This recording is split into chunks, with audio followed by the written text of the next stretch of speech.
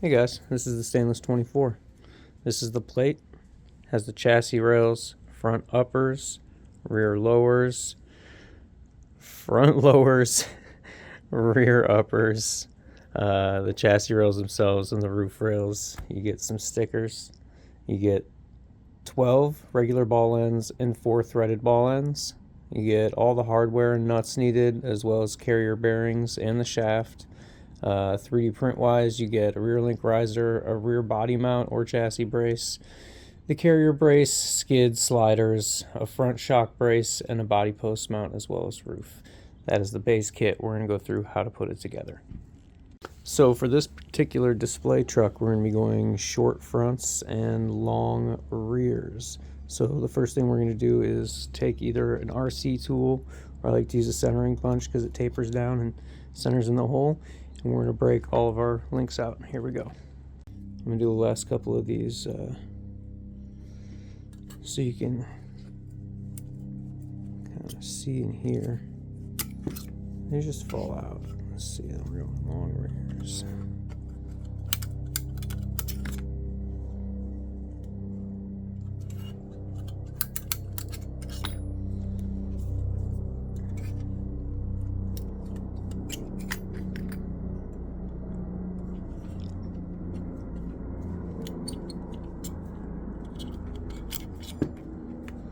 And that's it. Chassis rails, I'm going to poke one way. I'm going to poke back the other. Kind of give them a little finesse.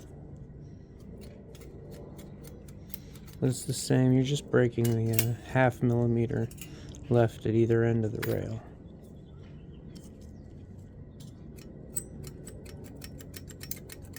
Just enough to hold the parts in. And still have them come out without fighting you. And then I like to get a screw for the roof rail and pop it through one of the holes and just kind of rock it back and forth. The roof rails you got to be kind of gentle with, but just like everything else, they'll pop right out.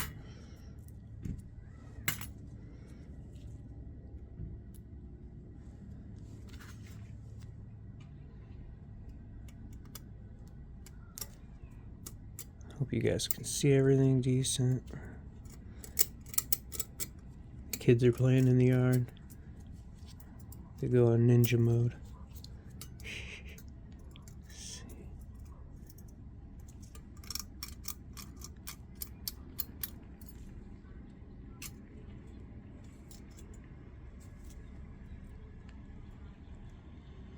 So when they fight me, I try not to force them and just keep wiggling gently. The amount left there is only a 0.5 millimeter. It's not much. You don't have much to break, so try not to bend it. If it is being stubborn, just keep rocking back and forth and they'll just pop. I took the liberty of putting the ball ends in all of the links off camera. The 4 threaded ball ends I did put in the front uppers on the chassis side, and then 2 of the rear uppers to put at the carrier bearing side. Next part in the process is going to be grabbing our hardware and throwing the sliders through the rails and into the skid. Here we go. Alright, so we got our sliders onto our skid. Next we're going to grab 2 of the 12 millimeter or the longest screws in the screw pack, and we're going to set the rear axle. We're going to set the lower links in the skid.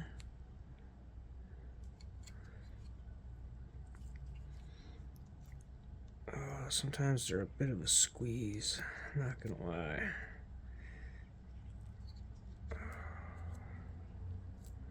They fight me half the time.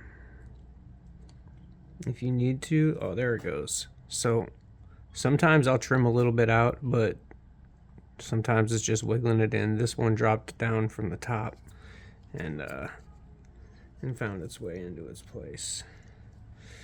So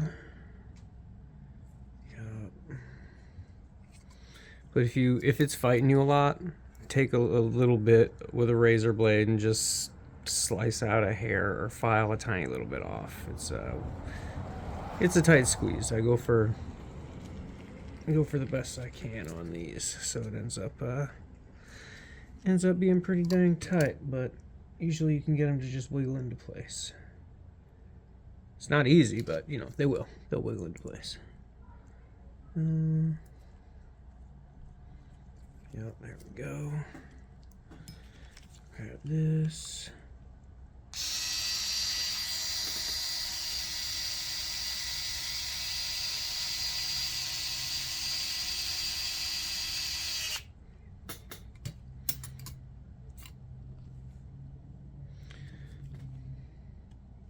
I love this MIP tip, but it is brand new, and some of these screws it just doesn't want to fit in.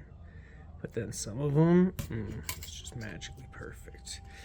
Alright, let me make sure I got the same orientation on my links.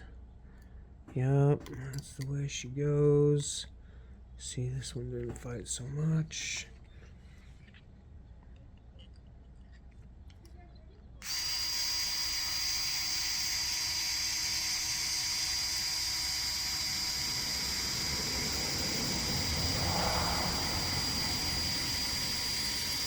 I don't mind these electric drivers. They're gentle enough that you can let off as soon as it snugs up. Alright, so we got the rear lowers set. We're going to grab the rear uppers. Now this is the end for me that has the threaded ball ends in it. So we're going to put these into the carrier housing here. And just slide them in. Just so I don't forget which one's which.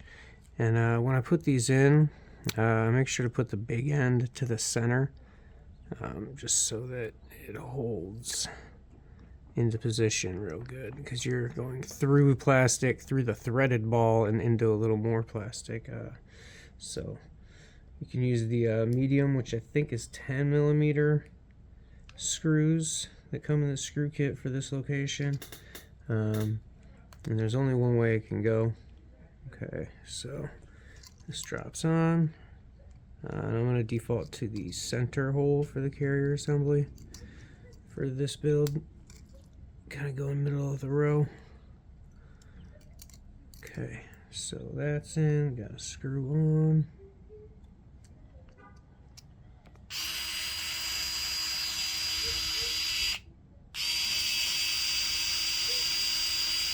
Alright, so if this happens to you and your threaded ball end starts spinning, just grab your link and give it a tug or a little twist.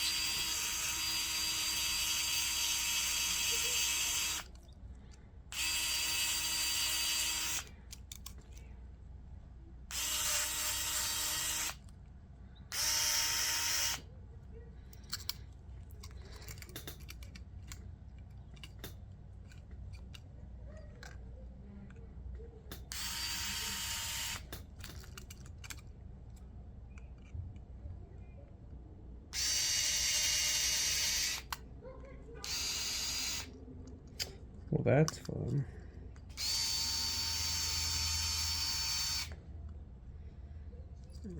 Can't get it in or out now. Shoot. There it is, going out. And there it is going in. Okay. Now, this carrier housing, it's so tight on the link. After we get both holes in, we're going to give it just a basic little break in to make sure everything moves nice and fluid.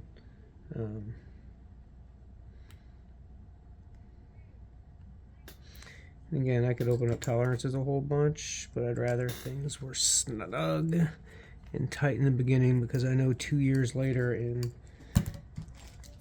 the chassis that I have just beaten the life out of, things are still just perfect. And I love it. And that's because I didn't want to open it up too much.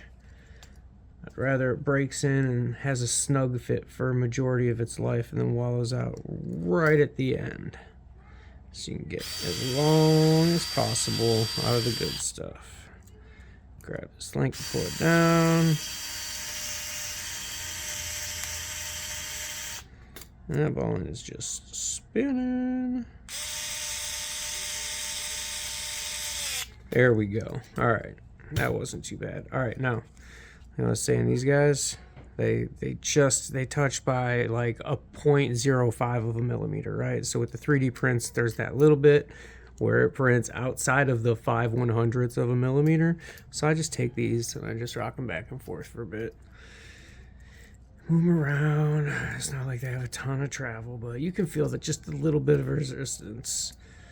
And then it's gone, and they move and they flop around nice and easy, and that's what we're going for here. It's bouncy links. This one needs a little more. But for the 30 seconds of back and forth, you have an amazingly tight tolerance and nice flowy links.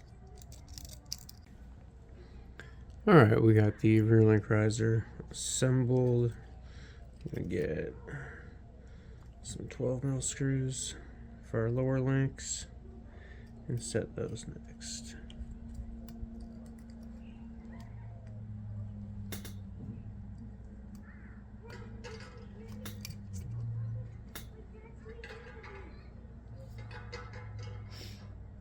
I think I said 12mm, but these are the 10s, and honestly these are probably going to come with your axles, so don't expect to get all that out of the ones with the kit. Here we go.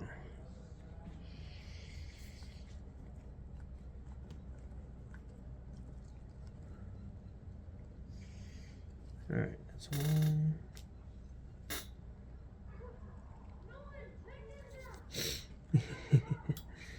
Neighborhood kids are having a good day. They figured out that we have walkie-talkies, and we have 4 of them, so all the boys are running around the local blocks playing stealth mode and up to just general fun 8 to 10-year-old boy shenanigans.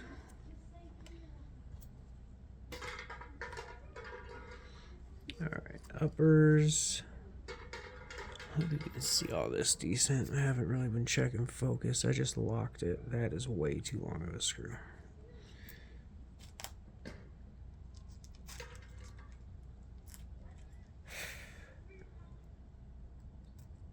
There we go. That feels a little more realistic for the job at hand. So for this build, I'm going to be, actually for all of my stainless 24 builds, I run 40mm shocks. I like the big bore Joras just because the rears, you can oil them heavy and they'll move real slow. Fronts stay nice and fluid if you want them nice and fluid. They'll be nice and firm if you want them nice and firm. But it's been a steady baseline for these trucks is a 40mm shock. You could do 50s laid over in the back if you want. It works, you know. I band the rear end of all my setups anyways. These perform best with the rear slammed down low or set just a little higher if the particular course you're running needs a little bit of clearance. But I'll lean my shocks over as much as I can, and if I need to, I'll stand them up for a little bit of clearance on things, which honestly isn't much, but you can see you gain a 1/4 inch pretty easily at the rear end there, at the back of the skid. So yeah, so that does matter. All right, so we've got the shocks right here. We might as well put them on. We got some basic Johnnies here. Let's see, shock screw. I like to use nylock nuts. Oh, we're gonna do the axle side first, actually.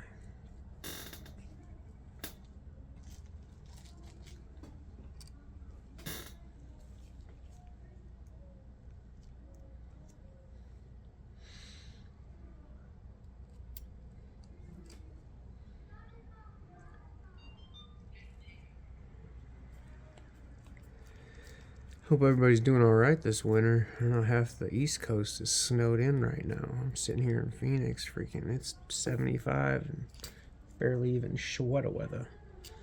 It's nice, but we got it pretty good. Dropping screws over here.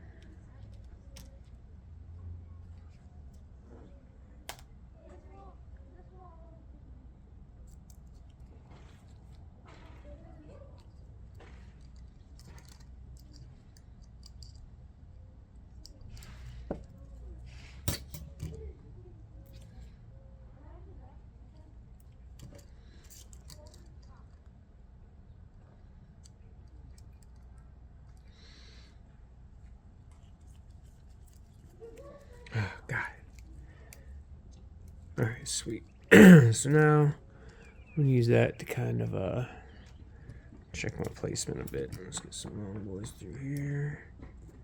Got one. Alright, so all the way at the further extended hole, and I don't even compress my shock all the way. So if we come in, say, 2 holes from that, it's probably a great starting point. Oh, no, we're still not compressed, and still not compressed, and the link riser is way above chassis rail, so we're going to keep going back. That was 2nd hole. We're going to go to 5th back from the front now. Now we've got a pretty logical stance, so I think I'm going to go with that. So this is where the nuts in the kit come in hella handy. And this is just a it's just a display build, but if this was my comp rig, you can bet I would be putting a tiny little dab of the temp thread locker on here. It's you don't want a shock coming loose in the middle of a comp, you know. All right, cool. So other side, let me get a big long shock screw.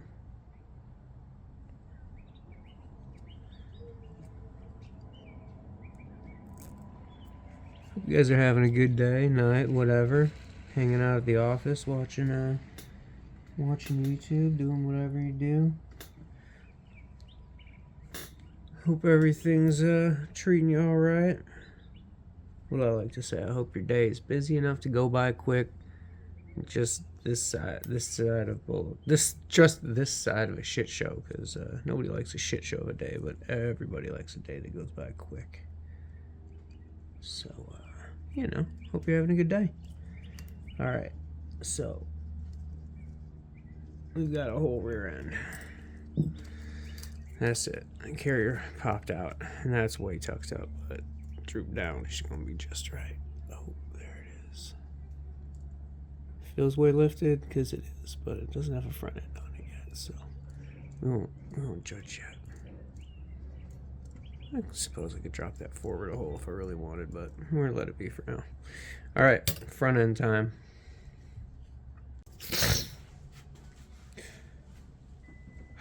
Front end time. So we got our lowers. We're gonna start at the skid. And we're gonna do the lowers first. And just drop them in. And that wasn't bad. Just to squeeze into place. Squeeze into place. Hardware.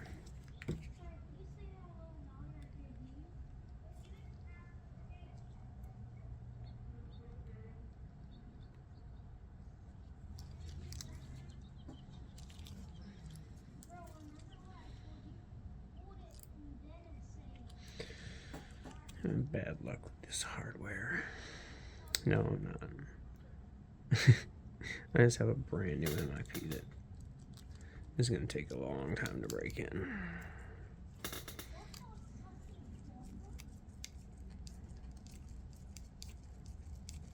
Love these little SCX30 tools. Aside from the fact that they wear out pretty quick, but they're a hex all the way up, so you can just like literally sand it down. Take a grinder and pull 1/8 of an inch off of it.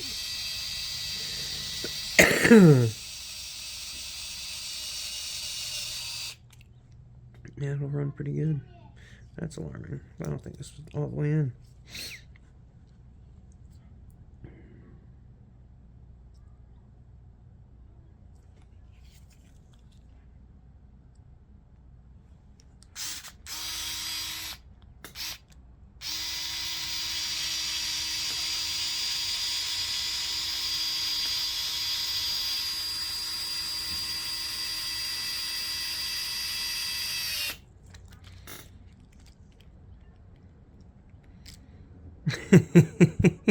MIP tips, man, I'm telling you.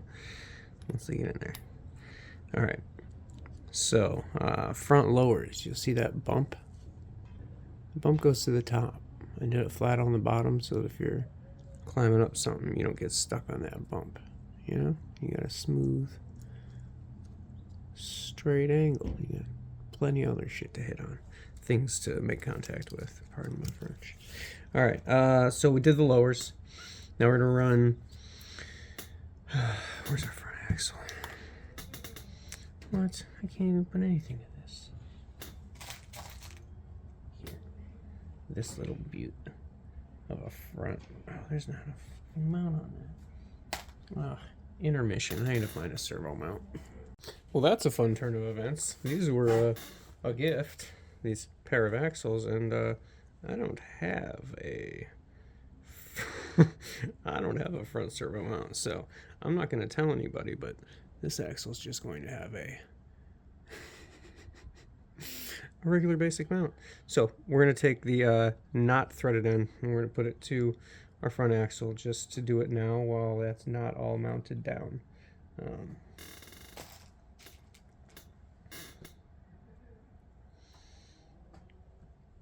Just slide through.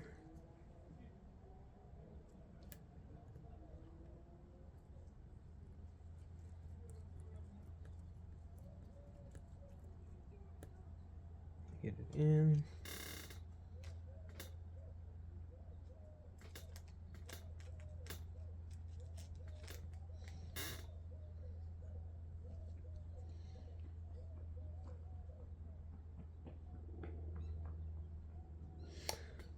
You see how the it's practically impossible to see, but the fat side of this pivot ball is on the left, which means it's up against the chassis, which means if this O-ring were to wear out to the inside, that the ball end would then come off. So I just got to put this on the other side. I got it backwards. It's those little bits that are helpful.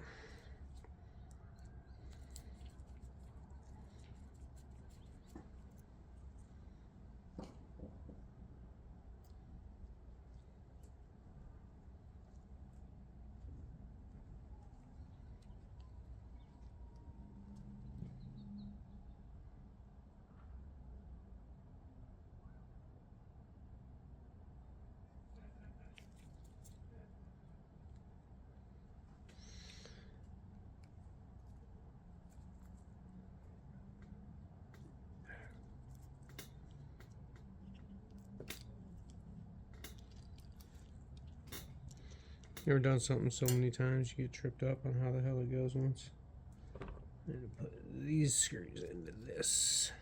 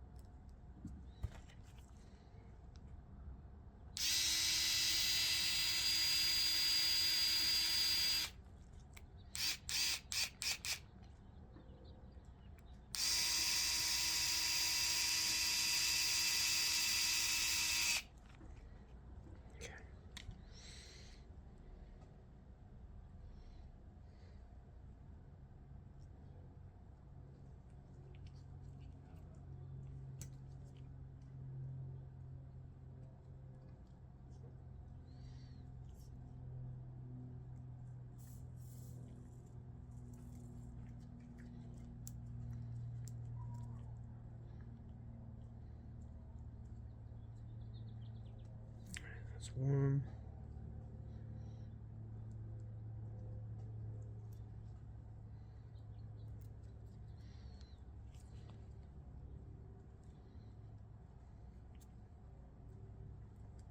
This is two.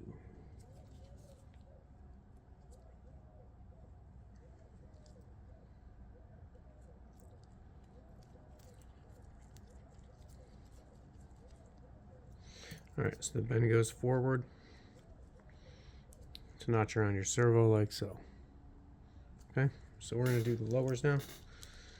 Just gonna drop it in, get a screw in, drop it in, get a screw in.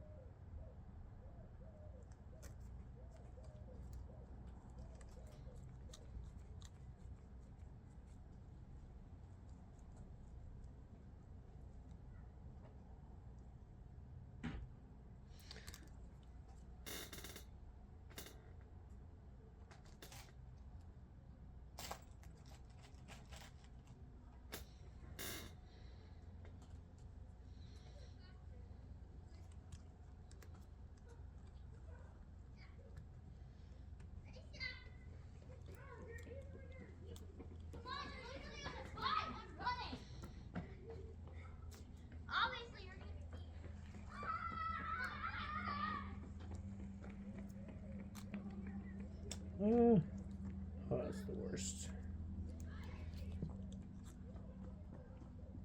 Oh, phew. I was gonna have to try to back that whole screw out of the plastic axle. That sucks. But sometimes you gotta do it. This is the hard part. This is where you might want to take a break if you've been sitting at the table for 45 minutes or something like that to fucking not be getting yourself frustrated. Stupid tiny little screws or stupid tiny little holes, and bro, ooh, trust me, I know. All right, swing and a home run. All right, so we got all that jazz. We've gotten pretty far. Next part is the fun part for me. So I picked the short front uppers and the short front lowers. So I'm going to be lining up with that second hole back for how I like my axle. Who am I? Where am I going? Yep. I'm going with number 2 back. So I like to run the screw in from the outside and then through a small spacer and then into the threaded link end. So let's give that a shot. And again, you can go with the medium length screws. They're about 10 millimeter, I believe. It doesn't take too much. All right. I like to use a spacer from shop kits. I feel like they come with so many. It's like you can never use them all up.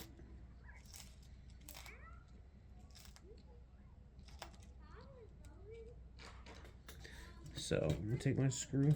I'm gonna go through that second hole. And I'll put on my little spacer.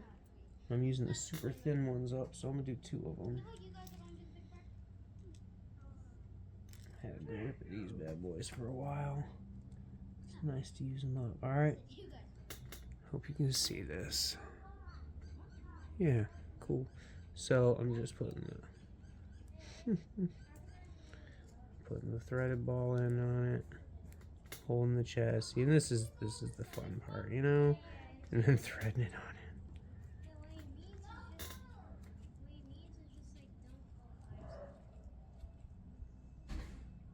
Yes, got it. Got one.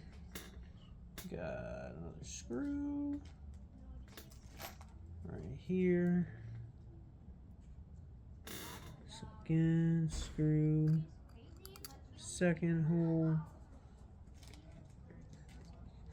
Got 1 spacer on.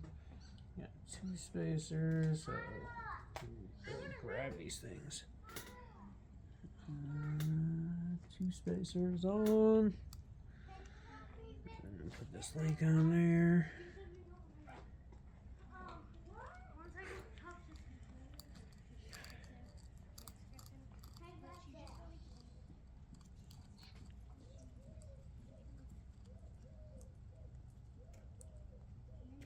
Boom. We got a runner.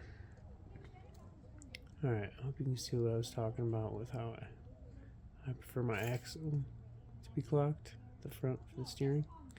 But yeah, that's it. I'm gonna throw these shocks on. And then that's a wrap. That's a basic stainless 24 build. I hope it I hope if you're on the fence about one because you don't know how everything goes together, that this video helped. And if you got any questions on anything, any of the processors or why things are the way they are, go ahead and ask away, man. I want everybody to have a good, fun crawling experience because that's what these trucks have been for me, and that's what's made them so much fun is because they actually, you know, they're fun to play with, dude. That's what I want you to get. So if there's something in between you and having fun and you're not having fun with this build, shoot me a message and let's see if we can get in front of it, because odds are we can figure it out. Hell, the guy who came up with the idea for the 3 positions for the carrier, he was about to throw the truck at a wall. He took a break for a few days and he came back and he let me know that he ended up drilling a couple holes. And now he didn't hate his truck so much, and it made a lot of sense to the point where I stopped production, made that change, and then resumed. It was a great idea. It's kind of how these little trucks go.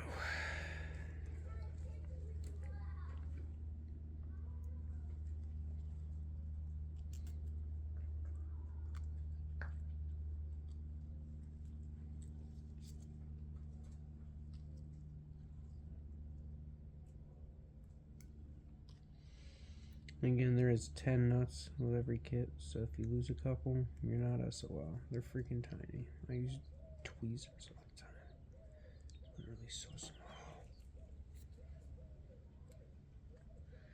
Oh, you know, honestly, this is a good spot to use one of your chassis braces. I'm going to add one in here in a sec, but it is an ideal spot. Alright, I think I'm going to wrap this video. All I got is this one shock to put on, and we are all done.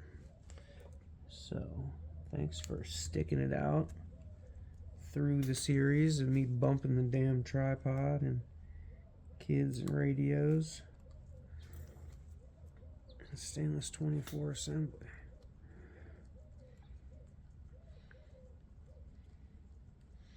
So yeah, I'm going to put this hinge piece at the back, the rear.